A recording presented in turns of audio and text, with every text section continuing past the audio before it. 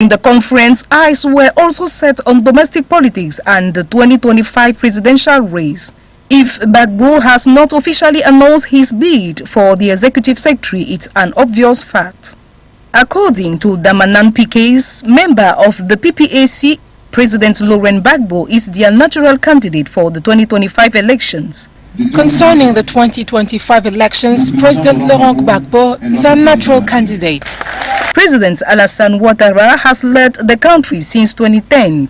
In addition to Gbagbo's party, other Ivorian opposition parties include the PDCE by former leader Henri Konan Bédié and the MGC by the former First Lady Simone Gbagbo. Thank you so much, Justine Fort. So just to reiterate, we have gotten indications that the second guest of today, Mr. FIDELIS FONGWA, is with us, just to say that he is a PhD researcher as well as a collaborator with the Proximity Law Chamber. Good day to you, sir. Mr. FIDELIS FONGWA, good afternoon. Okay, we shall be proceeding. Just time. We have our first question of the day. This question is directed to you, Dr. ASONG Michael KHUMBAH. Of course, the question I would like to ask you this afternoon is, what is your view of the former President Laurent Gbagbo's decision to go in for the 2025 presidential elections in the West African country? For me, this is what I think. I think that for Gbagbo to go in for another presidential election is really stupid on his part. And even though this is a constitutional right, which is being attributed to every citizen, Ivorian citizen, nevertheless, I think with everything that had happened in Ivory Coast, it would not be a good idea for him to take part in elections. As a matter of fact, it is worth mentioning that according to the Ivorian constitution of the year 2000, which was later on amended in 2016, in that constitution of 2000, it was being mentioned that the term of office had to go for 5 years and a president could only be re-eligible once. And more to that, you could not take part in presidential elections if you were above 75 years old. But nevertheless, in 2016, when the constitution was amended through a referendum organized by President Ouattara, this particular condition, which was being stipulated in the constitution of 2000, was being cancelled. And it gave them the opportunity for any Ivorian who is above 35 years old to run for presidential elections. Notwithstanding, Gbagbo, when he came back from his trial at the ICC, he met Ouattara, and they tried to have some sort of peace talk. But a few days ago, in an interview, Gbagbo gave us the impression that it was not a peace talk, and that Ouattara and himself, they had to set new goals for the Ivorians. Notwithstanding, Gbagbo was being sentenced in 2018 for an imprisonment of 20 years for having stolen funds from the Abidjan Central Bank. So this is an allegation which he has always refused, but the sentence is still in application.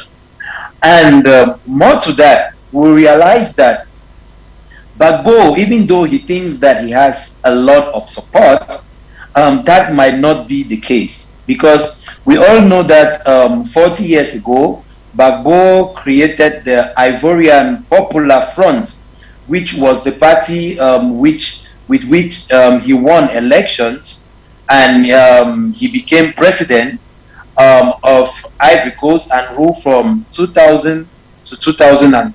He did not win the elections, but through the party he became president from 2000 to 2021. 2011. And in 2011, we had the political unrest that actually led to his indictment and prosecution before the ICC. Now, Gbagbo is talking about coming back to the political scene. And what is strange is that he has created a new party. So he is not even going back to lead the party which he created and which had been existing for over 40 years, which is the Ivorian Popular Party, but he has created a new party called the African People's Party, with which he's going to use to present his candidature at the presidential elections of 2025. When we look at all this ambiguity surrounding the personality of Gbagbo and all the different activities which he has to put forth, we realize that they are very unstable. And he has a lot of things at hand which can be used against him. And I think that for him to come back to the political scene with all what has happened is just another provocation for instability in Ivory Coast. Ivory Coast now today is one of those countries that has known a lot of political conflicts, civil wars, due to political conflicts. And we don't want such things to happen again, considering the fact that in West Africa there is a lot of instability, a lot of civil wars. And if there is another civil war in Ivory Coast, it's going to make things worse. So for me, I strongly believe that Gbagbo, as a mature person, even though this is a constitutional right which is attributed to every Ivorian to actually stand for the presidential elections, I think that ethically, morally, Gbagbo was supposed to step down, forget about this, move on, and encourage the young Ivorians to look for a new leader. When the Secretary General or one of the militants of this African People's Party stands up and says that Gbagbo is a natural candidate, it's a real problem, because we have this going all around Africa, where people believe that only a certain category of people can rule a nation. Everyone has that capacity, everyone has that possibility. Every citizen who is of mature age can rule a country very well if he decides to take upon his civic responsibilities and actually put in place good systems to govern. Governance is not for one person. Everybody can be a good leader, everybody can govern. So this thing of talking about natural candidates, it's another way for us to go back to the same problems we have been having in Africa. And these are the issues which have brought back conflicts, which have brought a lot of pains and suffering in African countries. And we have to know that the main issue that we are having in African nations is that there is no change. There is no change of power.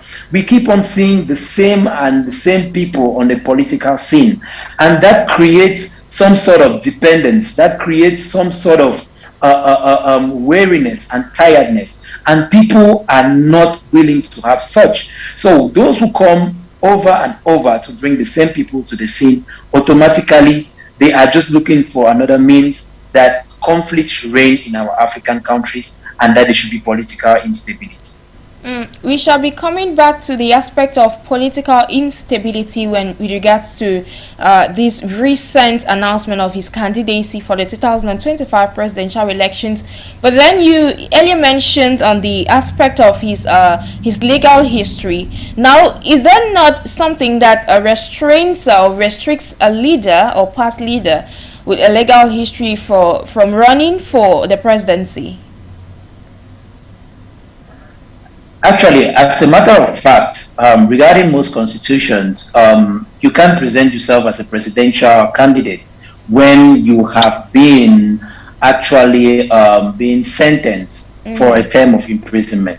But in this situation, as I earlier on said, Gbagbo has been sentenced to 20 years of imprisonment for having stolen from the Abidjan Central Bank. So he has never accepted this. And it was being mentioned that President Ouattara had pardoned him and some other members who followed him in his party and who actually caused the political unrest in 2011. But the issue here is that presidential pardon is not something which is verbal. Presidential pardon has to be written because administration is written. So this actually raises another issue, because as a matter of fact, this sentence is still in application, and at any time it can be executed. Not only executed in the sense that it can prevent him for standing in for presidency, but it can also lead to his imprisonment in Ivory Coast. But when we look at the scenario, we know that if the government has to take this move, the judiciary organ has to take this move to apply this sentence, then automatically it will cause another political unrest. So that is why I say that Gbagbo is not doing something really good, and as a matter of fact, it will actually cause more issues. So based on this, he is not even supposed to take part in these elections, and moreover, from a moral and ethical point of view, even considering that the Constitution of 2000, which was being put forth by Gbagbo himself when he took power, actually prohibited any Ivorian above 75 years old to take part in elections. So today, Gbagbo is 77 years old, and as a matter of fact, he, as somebody reasonable, as somebody who wants political stability in Africa, is supposed to step down and give way for other people and not actually take part in these elections. That now the question I'd like to ask you is, earlier on there was the presidential pardon that evoked or brought about a lot of controversy there in the West African country, and we had a lot of political analysts that gave different views regarding that presidential pardon. But now I'd like to find out, this presidential pardon towards Laurent Gbagbo, who was the former president of the West African country, could we say that it was given by the current president Alassane Ouattara as a political strategy?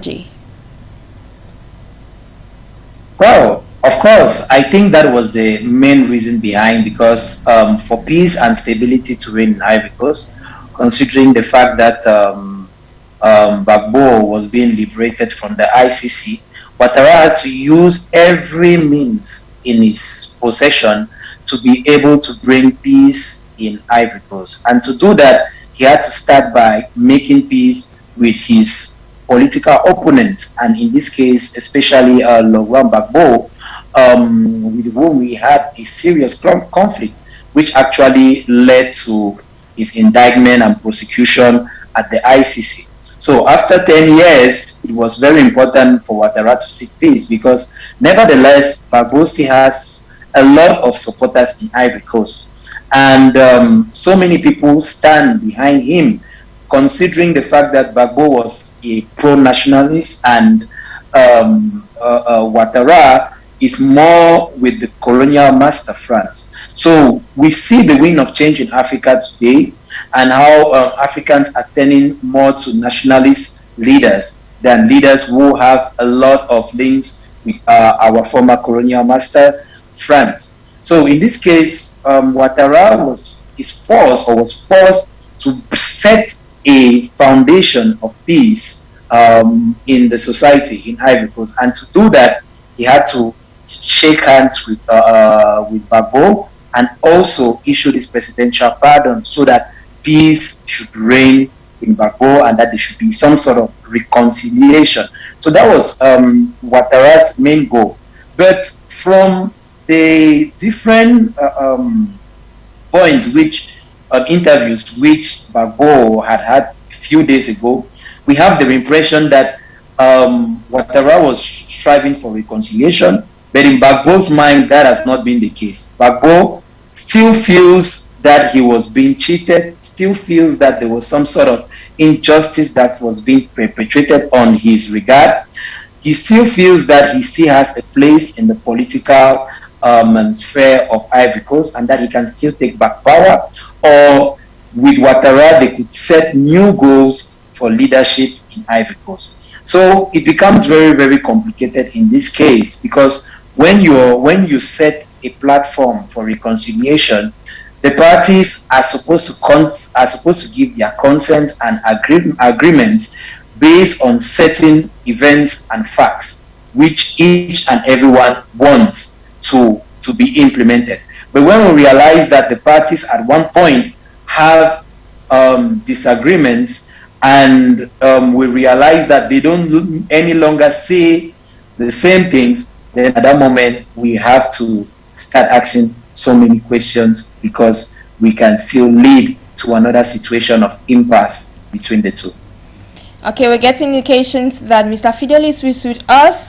So, sir, good afternoon to you. Madam Sharon, good afternoon. I'm happy to join you in today's program. Okay, it's sorry, a pleasure. Sorry for my late comment. No, it's okay. It's a pleasure to finally have you on board. So, as you have equally heard your co-panelists speak, I'd like to also get your own view regarding this recent announcement of Laurent Gbagbo to go in for the 2025 presidential elections. Coming from somebody like Laurent Gbagbo, I think it should not be something more strange to us. He's somebody that has been at the helm of political activities in this country for long. Yes. And as such, I'm mindful of the fact that we are in Africa, and when a leader has attended that particular echelon, he never just like to leave power. But it's very disgraceful in the sense that somebody like him was supposed to be setting pace for others to follow. Coming to power in 2000 and the year 2000 was because of the popular support of his supporters, which of course he betrayed. He betrayed that particular support in 2011, which of course led to the death of about 3,000 people in Côte d'Ivoire. And he was now arrested and taken to The Hague for legal proceedings and was acquitted. Just coming back for reconciliation, we think issues like that must have gone down a natural death. But hearing him declaring his intention to run again for the 2025 election is more like disgraceful. It does not befit somebody of his status. And I think Africans need to sit up and kick out some of these our leaders who believe that the only way to serve their country is to be at the helm of the political happening. There are other ways through which he can help in rebuilding Côte d'Ivoire, rather than being a president. Forming a new party to go after the same person that have granted you pardon, and then after all this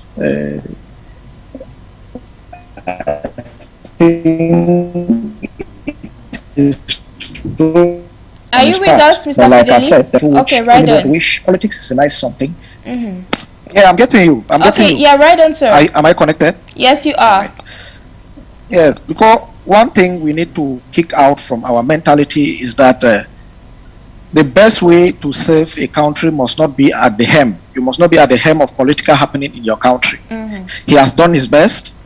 He has witnessed some challenges. I think it was wise for him to sit back, do a self-evaluation, and encourage some young people to also take part in the political activities in the country.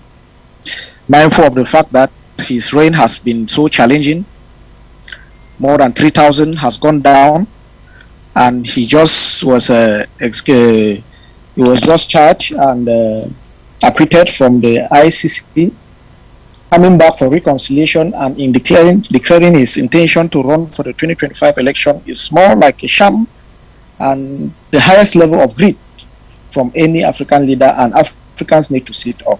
Côte d'Ivoire need vibrant young people to take part in the political happenings.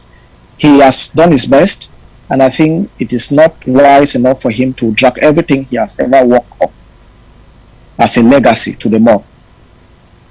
Thank you so much, Mr. Fidelis. The next question I'd like to ask you is, how do you think this move made by the former President Laurent Gbagbo will impact the politics of Ivory Coast as well as the political trajectory of the African continent? it is but obvious to say that it is negative on his part. He might have, or he might think he has supporters, like any other political leader, but I think that it is not something to be admired. And of course, it is something very, very common in Africa. We think that the best way is to stay and violate our constitution. Just, I think, in 2016, 2017, they started making moves, which of course saw the birth of the extension of the term of office of Mr. President in Cote d'Ivoire, which of course put to doubt the strength of that particular constitution by another leader, the present leader, in a bid to stay in power. For him coming back to politics at the age of 77 is really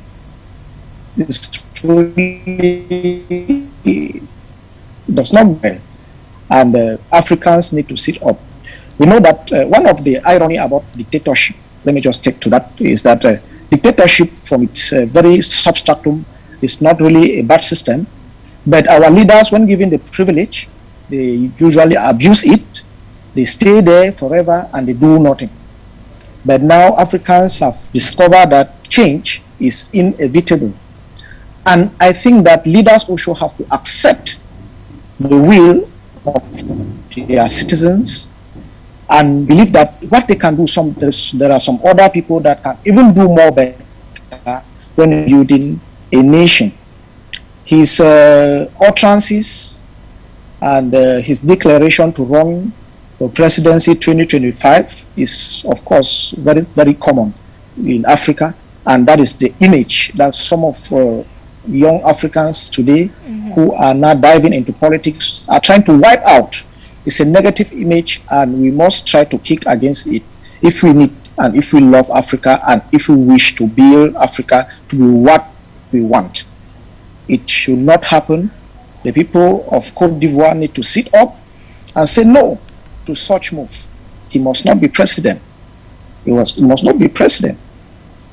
He has done his best, and I think that he should sit back and then admire and also try to bring up young politicians rather than forming another political party, which even if he wins or even if he loses, he will still have to go out and cause more life through rioting and challenging election. He has proven that he is incompetent based on the fact that he did not want to accept defeat in 2011, and that is a good enough grounds for the people of Cote d'Ivoire not to give him the second chance to violate their constitution with impunity.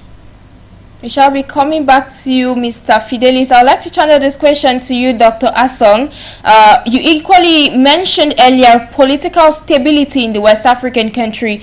How can this decision impact the political stability of Ivory Coast? Well, as a matter of fact, as we have earlier been saying, and also what my co-panelists have said, we realize that political instability in Africa is most of the time due to the violation of the rule of law. So when the rule of law is being violated, then we are then exposed to problems of political conflicts. And we know how political conflicts turn out to be. We have a lot of debts, we have businesses which are crushed, economic crisis, social, and all these things actually have an impact in the whole political setting of the country. So these things lead to political instability, and when there is political instability, it's like an infection which spreads. And considering the fact that in West African states today, we already have about 3 or 4 West African countries that have gone through civil wars. Having Ivory Coast to add again to this will be a clear sign that we have serious issues concerning governance, we have serious issues concerning peace and durable political settings in our West African states. And we are not supposed to let this happen, because if this happens, then it brings more instability in the region, and when there is more instability in the region, we have more rebel groups that will sprout up, more groups that will take advantage of the situation to render things worse. So in this case scenario, we are not supposed to give hand to any instability that might happen in future in any West African state, and by the way, in any African state, because that will only lead to more difficulties and more sufferings in our different African states. So that's the reason why the issue of Gbagbo actually presenting himself once more for election is something which might likely cause another political instability. We have to know that Gbagbo too might be acting in that manner because President Ouattara also violated the constitution in 2016, because according to the constitution of 2016, is Article 55, it is clearly stated that he can only represent or re-eligible for one more term, and he is now into his third term. So he blatantly violated the constitution. And as I earlier said, one of the issues we are having in Africa is that our leaders don't want to respect the rule of law. They don't want to respect the constitution. So when the leader does not lead by example, automatically the other citizens feel that they can take the laws also into their hands. And that is why you see Gbagbo is also reacting in the same way, that if he can violate the constitution, then why can I not also violate the constitution or the rule of law, or violate moral and ethical aspects of life? So at the end of the day, we have some sort of turmoil, and we always boil down to the same thing. And it is for that reason why preventing Gbagbo, or actually helping him to understand that assisting in these elections is another means to generate a new political crisis in Ivory Coast, is very important. And I think that that is the role that the West African Bloc, regional bloc, has to play in actually bringing Gbagbo back to his senses, and actually encourage young leaders to come to the political scene. That is more promising, and that will be a better move to actually bring in sustainable political stability in Ivory Coast and also in the West African regions. Thank you so much, Dr. ASONG. Just to proceed with you, Mr. Fidelis, you earlier mentioned the aspect of leaders ruling for so long, and now Laurent Gbagbo, who is the former president of Ivory Coast, according to a political figure there in the West African country, states that he is a natural leader. Now, do you think that other African leaders go in for more than 2 terms or exceed even to 3 terms because they feel they are natural leaders in their respective countries? Yeah, that is one of the mentality that they have grown to believe. I don't see where the concept of natural leader is even coming in this 21st century. I don't see how a normal human being who believes that he is natural to carry on particular leadership activities, whereas there are people who also can be given the responsibility, the task, to do more better.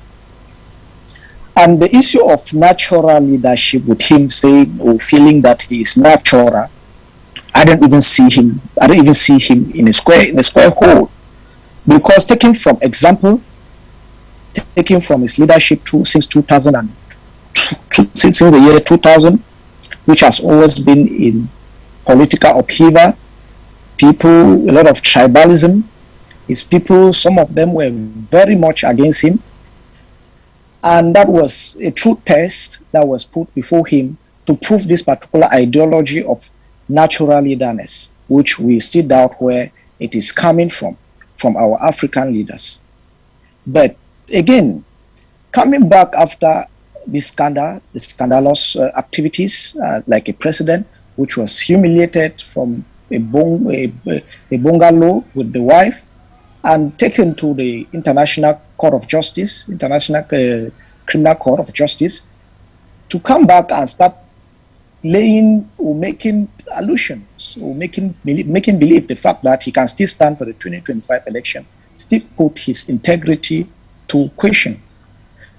We are talking about the life of 3,000 people from Cote d'Ivoire that has been put that have been killed because of his bad governance, because he did not want to accept defeat, because he believed that he is a natural leader, because he has abused the power with impunity, because there is no rule of law.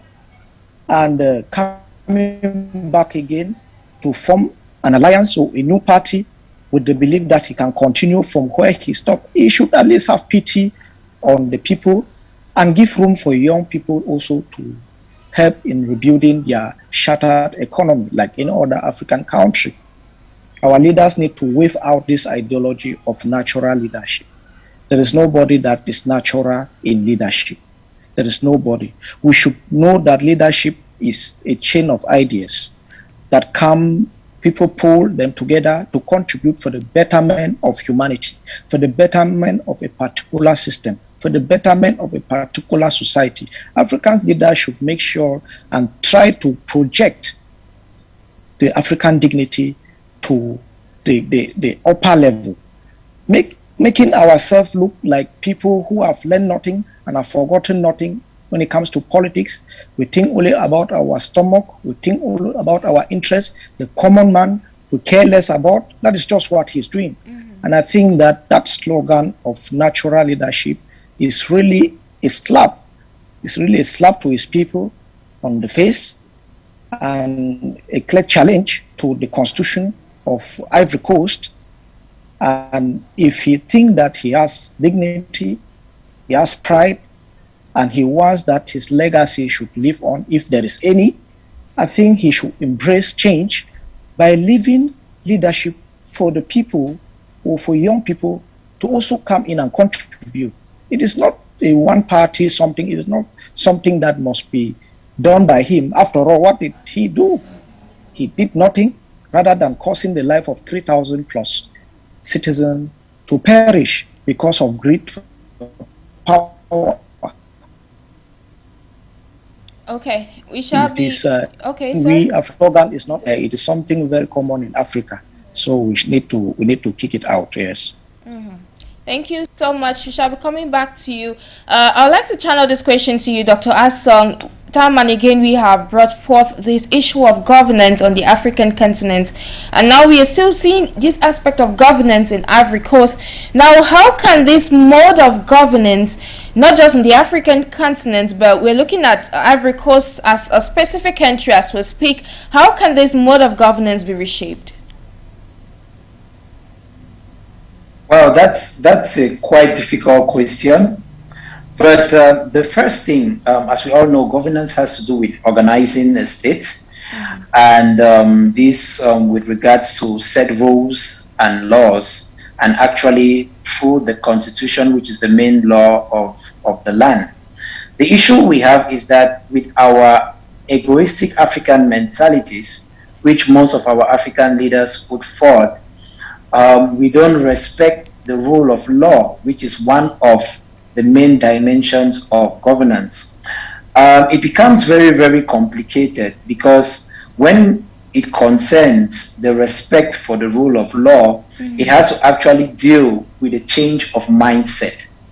I strongly believe that we have to change our African mentalities to know that the most important thing is the respect of the rule of law. And when the rule of law is not respected, then automatically we are being prone to have a lot of conflicts, whether be it from our side or be it from the opposition. So how can we tackle the issue of violating the rule of law? So I think that for me, the first thing, it has to go through a change of mindset. So we need a comprehensive approach to all matters, and especially matters related to governance. Africans will have to grow up. Africans will have to change their mentalities to know that power is not meant for a particular group of people.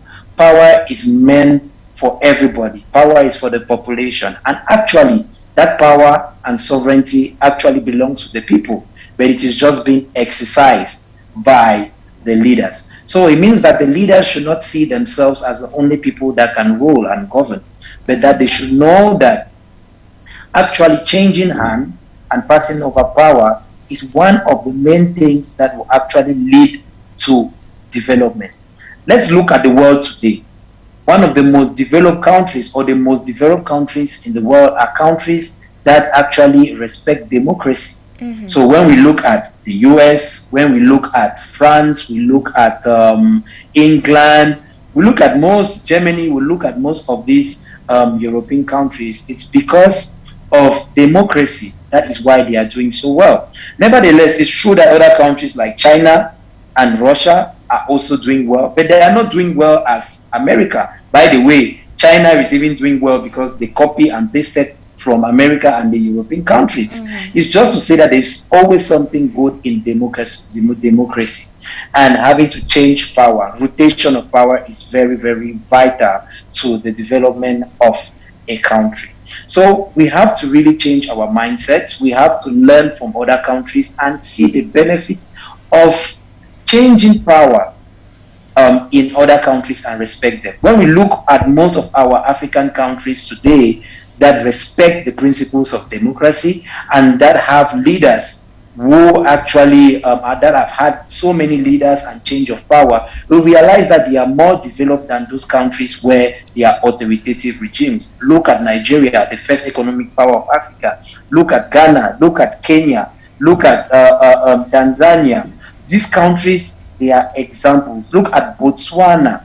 Nobody talks about Botswana, but Botswana is the most prominent example in Africa. So we have to change our mindsets, and our leaders will have to come down to realize that they have to change their mindsets and actually encourage a system where there will be rotation of power. Mandates should not go more than two terms.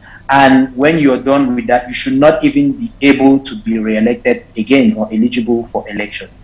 So that's the way we can go through it. The African Union will have a great role to play to actually carry on programs and projects and plans which are going to sensitize the African population, bring in the advantages of rotation of power, and encourage the youths to change their mentalities and not to follow the mentalities of those who preceded them.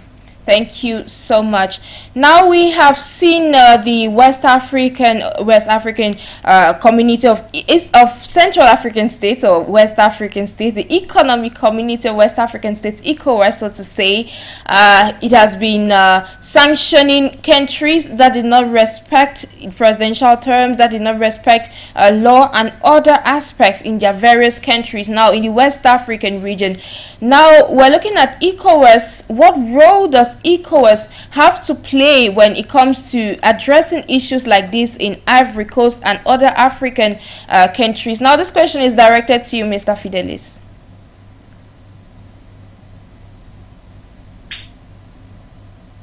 ECOWAS is a regional bloc that was created to promote the economic development of Africa with members.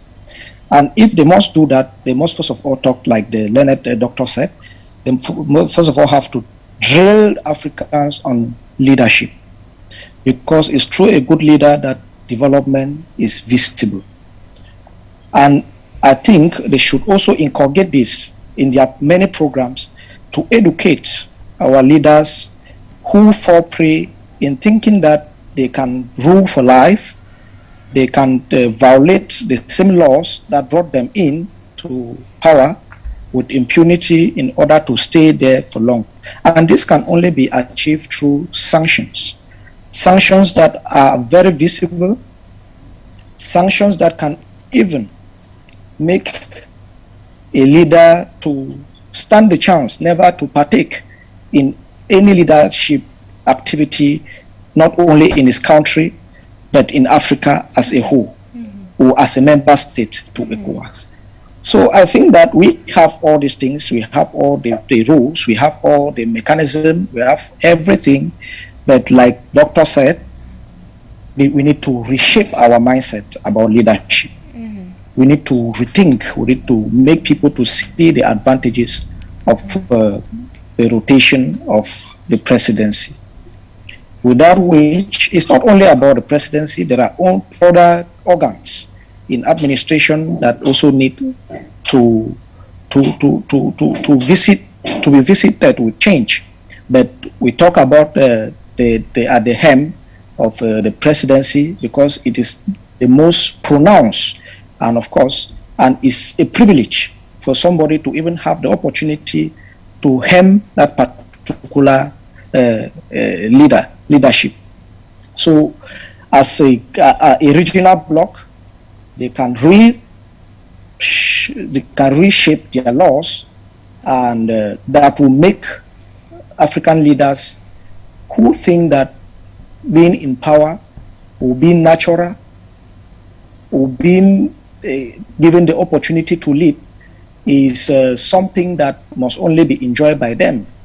It is something that must always go around, and when it goes around, the idea of African development, African unity, and progress, democracy, which are very buried in their principles, will of course flourish, and Africa will be a better place for investment, for living, and for political stability. Without which, I think that right on, Mr. Fidelis. Has taken a very gigantic direction.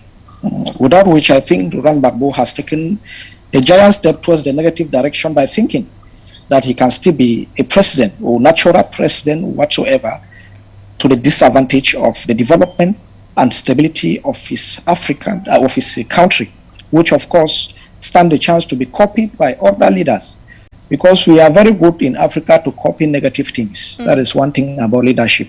We are very good in copying negative things, and until these regional blocs sit up and stamp these ill practices out, that is the only way through development, through democracy can be embraced by Africa. Okay, thank you so much, Mr. Fidelis. I'll be coming back to you for your closing remark. The question I'd like to ask you, Dr. ASONG, is, having listened to what Mr. Fidelis said regarding leadership, governance, as you earlier mentioned, in a few words, what message could you give out to African leaders? Well, it's worth mentioning that I agree with him in everything that he said, and that is what we actually need to move on. My message to all African presidents is that they have to think about the future generation, because most of them rule or lead as if we are living in the now. But we need sustainable development for our countries. And to be able to achieve that, we must think of the future. We must think of the political durability of our nations in future, economic, health, and education. So our leaders have to be reminded that they have an obligation to preserve the integrity of the state for it to be as durable as it can be. And that will only go through putting in place mechanisms that would encourage young leaders to stand up, to grow up, and to be able to be competent and qualified to rule in future. And they cannot achieve this by staying for long in power, because by staying for long in power, they are setting the wrong example and they are setting the wrong foundations for the future generations. They have to make everyone understand that power is not meant for a particular category of people, but it is meant for everybody, and that everybody has the capacity and the right, according to the Constitution, to take part in a presidential election. So leadership has to be encouraged in every way, and youth have to be brought up in a manner that they have to know that they can lead others and lead their countries to prosperity and development, which we all desire. Now, on to you, Mr. Fidelis. Just a few closing remarks before we draw down the curtains of today's edition. What more is there to say than to encourage we young Africans to take part in leadership? And we should not look ourselves very inferior, because I don't think that if the youth were educated about the benefit of some of these challenging positions to be taken by them, we will not be here talking about a leader that thinks that he should be natural, he should be there, He is the Alpha and the Omega, and things like that.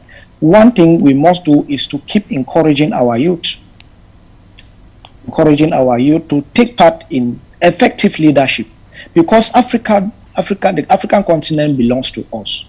The African continent is what we must preserve for our future generation. Leadership is a very vital role in ensuring this particular progress for the future generation.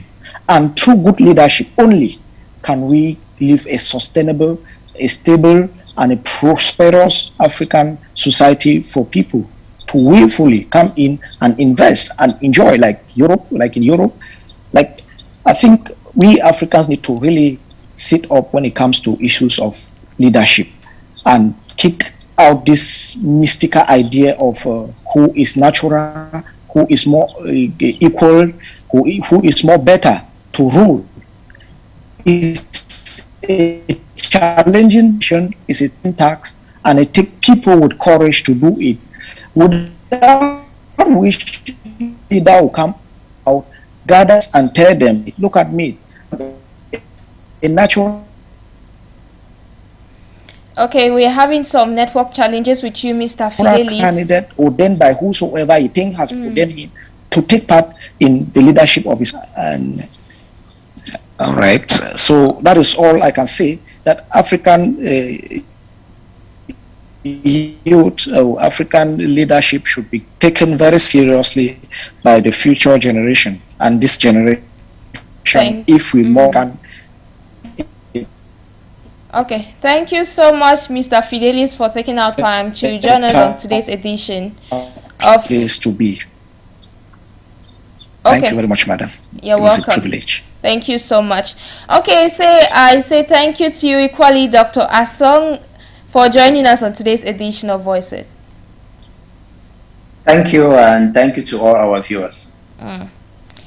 Ladies and gentlemen, slowly but surely, we have come to the end of today's edition of Voice It over your Pan-African channel. For you Media Africa, as you know, I'm NJIX Sharon NABESEH on NJIX NABESEH for presentation. Today we were discussing the 2025 presidential elections in Ivory Coast, as the former leader of the West African country did say he was ready to go in for the presidential race. We had two solid panels, two solid guests this afternoon. Ladies and gentlemen, that will be it for today's edition. Bye-bye. Stay in company of our programs.